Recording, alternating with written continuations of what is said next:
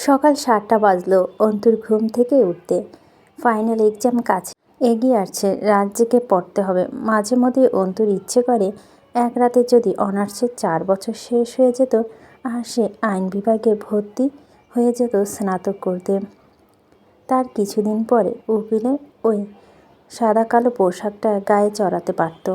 দ্রুত উজু করে এসে ফজরের নামাজে বসলো। আম্মা উঠেছেন, রান্নাঘর থেকে টুকটাক আওয়াজ আসছে। বারান্দায় গিয়ে দাঁড়ালো। বড় বড় কচুরিপানা জন্মেছে পুকুরে। আজ আর ডাউক পাখি দেখা পেল না। গ্রিল ধরে দাঁড়ালো, মাথায় সারাটা প্যাচ কেটে আজকাল। সকাল থেকে শুরু হয়েছে, গভীর রাতে শেষ হওয়ার নাম নেওয়া না। আব্বুর কাছে গত রাতে জিজ্ঞাসা করেছিল অন্তু হামজা পাটোয়ারির ব্যাপারে। হামজা ভার্সিটি ছাত্রলীগ সংগঠনের নেতাকর্মী। তার অনেক উন্নয়নমূলক কাজে নজির আছে জেলায়। বাপের কাউন্সিলর হওয়ার পিছনে তার বিশেষত্ব রয়েছে। তার ব্যাপারে কেউ ভোট দিত না কোনো কালই। তার দৌলতে ভোট পেয়ে কাউন্সিলর হয়েছেন হুমায়ুন পাটোয়ারি। হামজা চতুর এবং বাহ্যিক নিখুঁত চলনে এক তরুণ রাজনীতিবিদ। সমাজের নিম্ন শ্রেণীর মানুষের কাছে তার নাম ভগবানের মতোই। তারা জবের বেলায় বেলায়, আবার তরুণদের মাঝে বেশ সমাদৃত। তবুও কোথায় যেন ঘাবলা রয়ে গেছে তার মাঝে। ক্ষমতার নেশায় নেশায় পিছনে খুব বিক্ষিপ্ত গতিতে ছুটছে হামজা। এবার বাবাকে কাউন্সিল পদে থেকে সরিয়েছে। চাইলে হুমায়ুন পাটোয়ারি আবারও কাউন্সিল এবং নিজে মেয়র হতে পারত। জেলার 2টি সমাজসেবক নেতাকর্মী পাটোয়ারি পরিবারে থাকত। তা করেনি হামজা। এখানে হামজাকে চতুর এবং ক্ষুরোদার এক রাজনীতিবিদ বলার সুযোগটা আসে। সে যার নাম কামিয়েছে জনসাধারণের কাছে, তা থেকে অনাশয় বাপ ছেলের পদপ্রাপ্তি হলেও জিতে যেত দুজনেই। কিন্তু সে এখানে মানুষের মাঝে একটা কৃতজ্ঞতাবোধ জায়গা রেখেছে যে হামজার সুযোগ এবং ক্ষমতা থাকলেও তা কাজে লাগিয়ে পথ নেয়নি। বরং সে শুধুই সমাজসেবকের ভূমিকা অতিষ্ঠ হতে চায়। কথাগুলো শুনে অন্তুর মনে হলো, নিঃসন্দেহে হামজা রাজনীতিবিদ হিসেবে চরম দ্রুত চাল চলন সম্পন্ন। তাহলে মানুষ হিসাবে কেমন? এটাও নিশ্চিত প্রায় হামজা জিতে যাবে এবার। অন্তিক আব্বুকে জিজ্ঞেস করলো, এবার সরকারি সংসদ নির্বাচনে করবে তাই তো? আমজাদ সাহেব হাসলেন। তাই তো করার কথা। মশারি টানিয়ে দিয়ে আয় তো আমার ঘরে। প্রেশারের ওষুধ খেয়েছি, ঘুম আসছে। সে এতদিনে যে দৃষ্টিকোণ থেকে দেখেছে, সেখানে মনে হয়েছিল ওর পরিবারকে তার মতোই সবাই ঘৃণা করবে। এখন মনে হচ্ছে শুধুমাত্র ভুক্তভোগী ছাড়া কেউ ওই পরিবারকে দোষারোপ করবে না। অর্থাৎ আখি পরিবারে দ্বিধা রয়েছে, সাথে হেও। সে বুঝে আছে জয়ের পক্ষ থেকে আসা সম্ভাবনা অ্যাকশনের জন্য। আবার মনে হচ্ছে জয় কিছুই করবে না। করলে করতো তো। হামজা বিয়ে করলো মেয়র সাহেবের ছোট ভাইয়ের মেয়ে রিমি হাসানকে। মেয়রের ভাই মারুফ হাসানের সঙ্গে কিসের এক আলোচনা বৈঠক গিয়ে প্রথম দেখেছে রিমিকে পছন্দ হয়েছিল। তরুণ নেতাকর্মী হিসাবে ভালো নাম এবং প্রতিপত্ত তো কামিয়েছে হামজা এই বয়সী। তার নাম খারাপ করার জন্য আছে একজন, যাকে সে খুব যত্নে পালছে। জয় আমির, হামজার ফুফাতো ভাই। জয়ের ব্যাপার কার্যকলাপ সকলে কম বেশি জানান। তবুও সে ভার্সিটি ছাত্রদলের লিডার। কেন, কিভাবে, এটাও ভাবার বিষয়। তা যদি ছাত্রদের কাছে জিজ্ঞেস করা যায়, তারা সমস্যারে জিজ্ঞেস করবে। তাদের নেতা কর্মীকে খুব পছন্দ তাকে। জয় ভালো লিডার তাদের। আর চঞ্চলতা এবং দুষ্টমি ছাড়া আর কিছু একটা অবর্ণনীয় রয়েছে, সেটা আকর্ষণীয়। দায়িত্ব জ্ঞানহীন বলা চলে না। রাজনৈতিক কাজকর্মে যেমন 16 আনা, দুষ্ট কাজেও সে ব্যাপক পারদর্শী। সামনে পৌরসভা নির্বাচন আসছে। বাপের বদলে হামজা নির্বাচনে অংশ নেবেন, এই বড় মুখে উঠে গেছে। সরাসরি ছাত্রনেতা থেকে সাংসদ নির্বাচনের বিষয়ে বিভিন্ন জনবর ছড়িয়েছিল তার নামে। চতুর হামজা এত তাড়াতাড়ি এত দূর উজার মতো বোকামি করবে না। সংসদ নির্বাচনকে হাতে রেখে আপাতত সে এবারে মেয়র পদপ্রাপ্তি। অন্তুর রাজনীতি বিষয় দিতে আগ্রহ এবং বিদ্বেষ দুটোই সমান। সাথে রয়েছে সমাজ নিয়ে ভাবনা চিন্তা। নিজের নামের সামনে যে কোনো মূল অ্যাডভোকেট যুক্ত করার প্রয়াস দৌড়ে চলছে সে। তার জন্য তার সমাজ, রাষ্ট্র, অপরাধ, কূটনীতি, রাজনীতিবিদ, সুনীতি, দুর্নীতি সবই জানা চাই সব। কাউন্সিলর সাহেব চাঁদনিকে বলেছিলেন টাকা নেবেন। সেই দিনের রাতে সেই টাকা কেউ বা কারা এসে লুট করে নিয়ে গেল।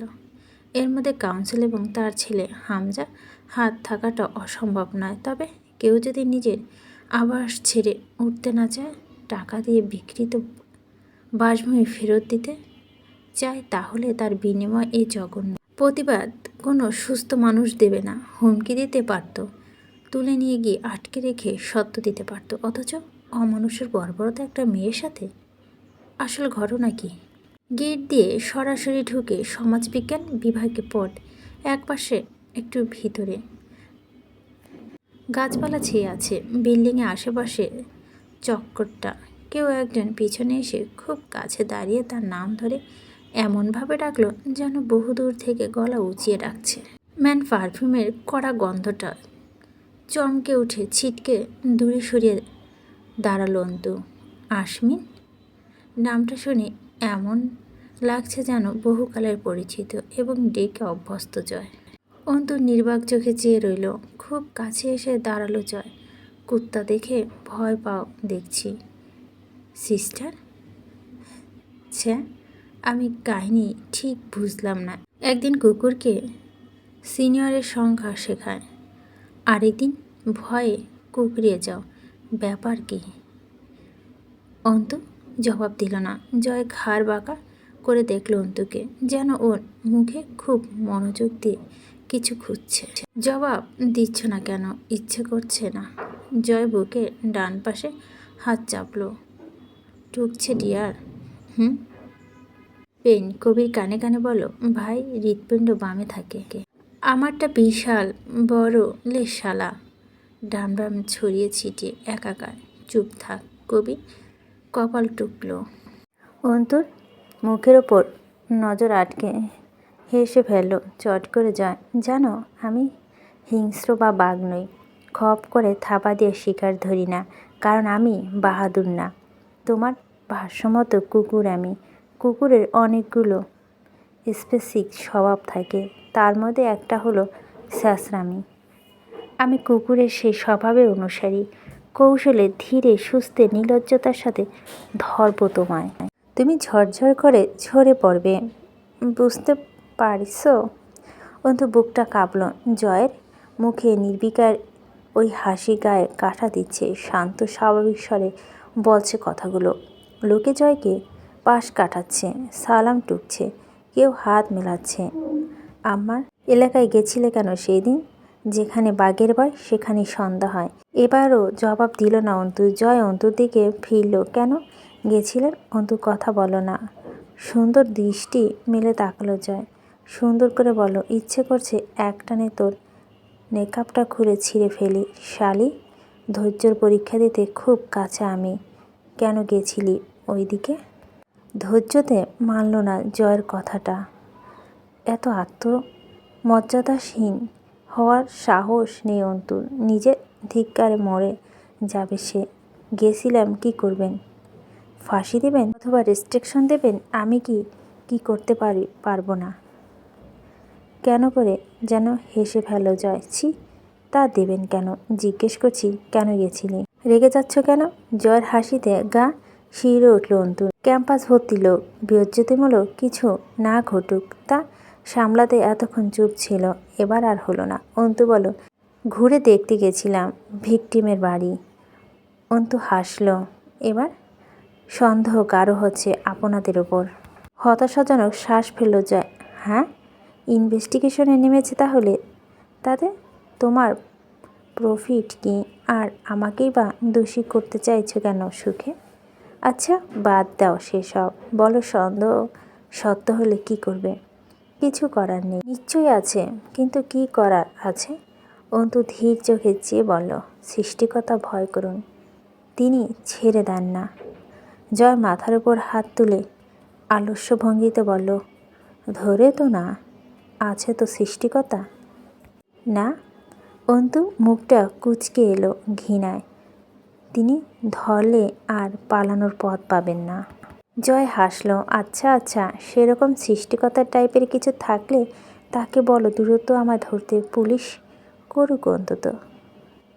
বেশি দিন পুলিশের সাথে রেষারেষি না থাকলে নিজেকে খুব দুর্বল লাগে। তুমি প্লিজ কিছু একটা করো যাতে আমাকে পুলিশে ধরে। আর তুমি নিজেও চেয়ে বেশি আমার চিন্তা করছো। প্রেমে পড়ছো আমার? অন্তু কিছুক্ষণ চুপচাপ চেয়ে রইল জয়ের চেহারার দিকে। গোল বা লম্বা আখ্যা দেওয়া যায় না। চেহারাটা ফর্সা বা কালো নয়, শ্যামলাও নয়, তামাটে ইট রাঙা চেহারা। নাকটা সরু, হাসিটা অদ্ভুত জড়ানো, পরনে সাদা ধবধবে লুঙ্গি, পায়ে চারা বেল্টওয়ালা স্যান্ডেল। তার বেল্ট আটকানো কখনো জয়। গলার চেন ঝুলছে, তাতে ইংরেজিতে যে লেটার লকেট হিসেবে রয়েছে। বাম হাতে আজ রিস্টেক্লেলের বদলে একটা রূপালি বালা, ডান হাতে ঘড়ি পড়ছে। কি বিশ্রী অদ্ভুত। চুলগুলো ফেন্সি কাট, সুবিন্যস্ত।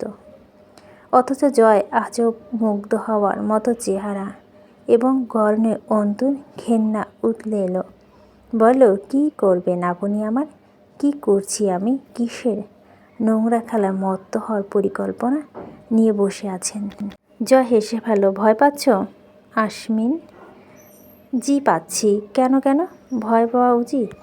আপনার মতো নোংরা মানসিকতা মানুষের কাছে একটা মেয়ে ভয় না পেলে চলবে কেন? জয় শান্ত স্বরে বলো, তুমি এসেছ আমায় খুললে। আমি গেছিলাম না তোমার রঙা দেখাতে তোমার কাছে। সেই দিন আমার দেওয়া সিগারেট তুমি পায়ে পিষে চলে গেলে। যাক, ধরো নির্বাচনের ঝামেলা, সেটা না হয় ভুলে যেতাম। তুমি কাল গেছিলে ওই বাড়িতে কেন? আমার বিরুদ্ধে প্রমাণ জোগাড় করতে?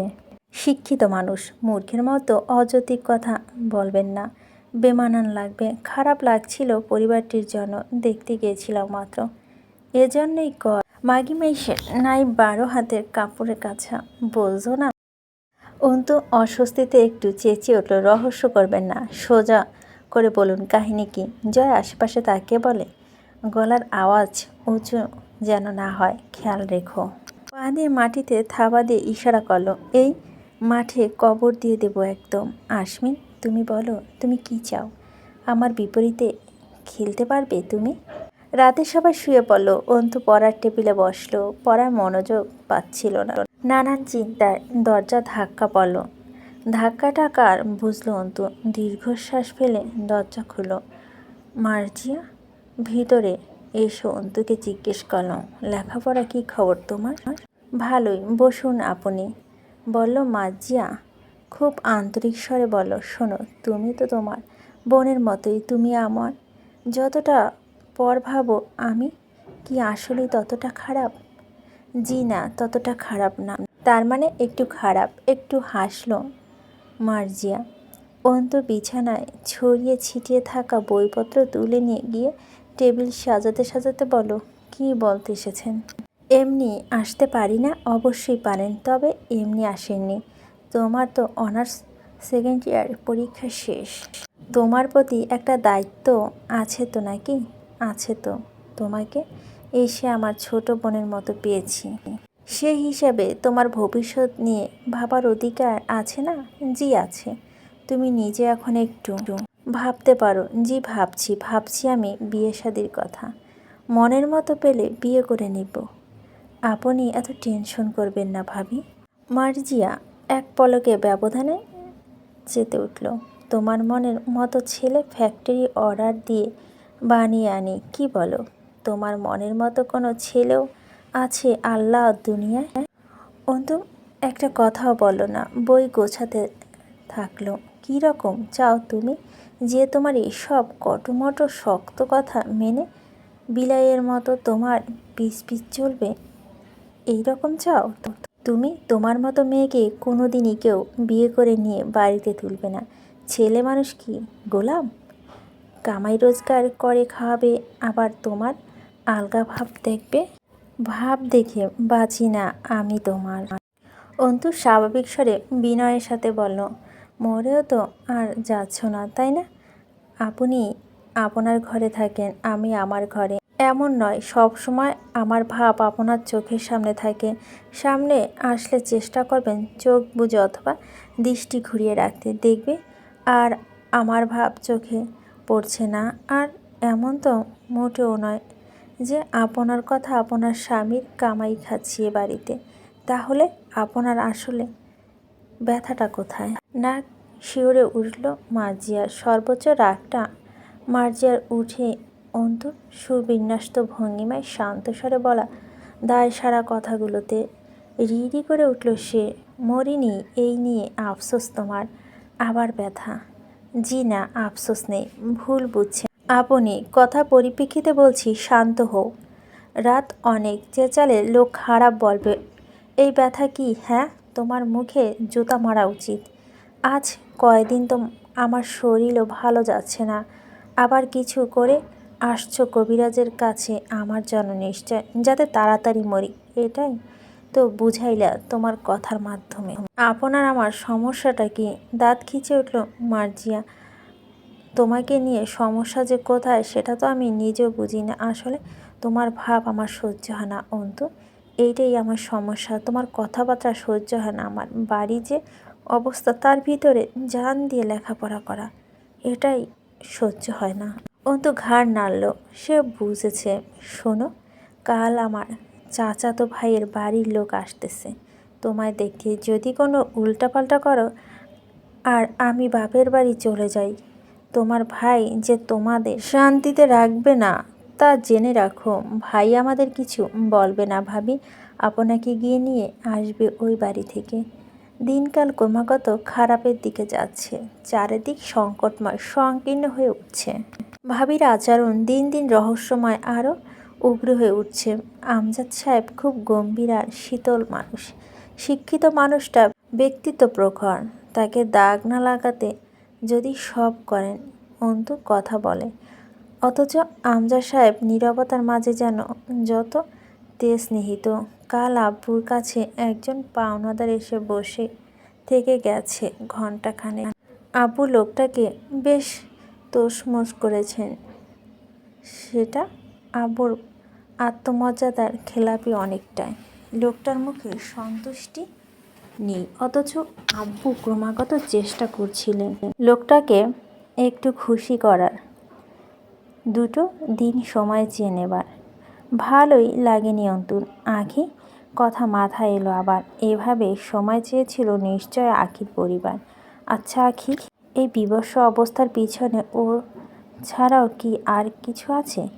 ঘর থেকে বেরিয়ে এলো। তার পাগল পাগল লাগছে আজকাল। না, এভাবে একটুতেই হয়রান হলে তার নামের পাশে অ্যাডভোকেট উপাধি মানাবে না আগামীকাল।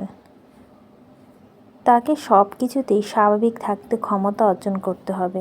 সে চেষ্টা করছে তাই। আঁখি ডেড বডির কথা মাথায় আসলে ভিতরে ভেঙে চুরে আসে। মাথায় ভয়াবহ চাপ পড়ে, প্যানিকে জড়ো হয়, আতঙ্কগ্রস্ত হয়ে পড়ে ভেতরের নারী সত্তাটা। মানসিক ভারসাম্য হারানো জোগাড় হয়। তবুও শান্ত রেখেছে নিজেকে। এই দুনিয়ায় ভঙ্গু হওয়া যাবে না, একটুও না।